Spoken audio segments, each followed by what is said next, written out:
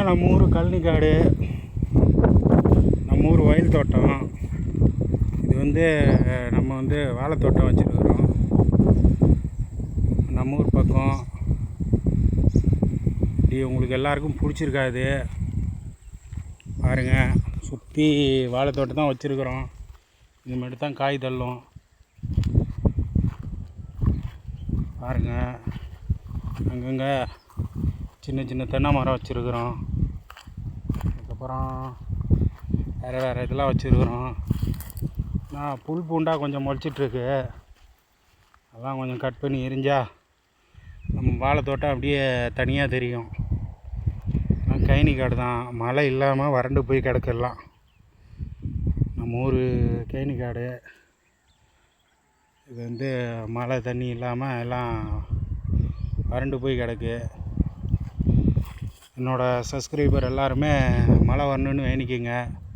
அப்படியே மழை இல்லாமல் போச்சுன்னா நம்ம ஊர்லாம் அப்படியே ரொம்ப பட்டு போயிடும். அதுங்களா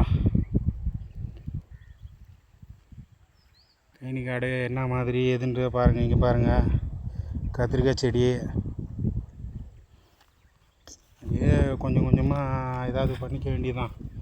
கைனி காடெல்லாம் தண்ணி இல்லாமல் அப்படியே வற்றி போச்சு. என்ன பண்ணுறது எது பண்ணுறது ஒரு இதுவும் தெரில.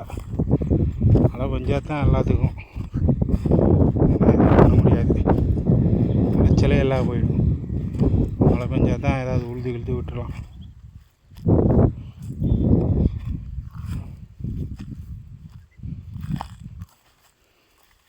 விவசாயிங்க வாழ்க்கை இப்படி தான் போகுது.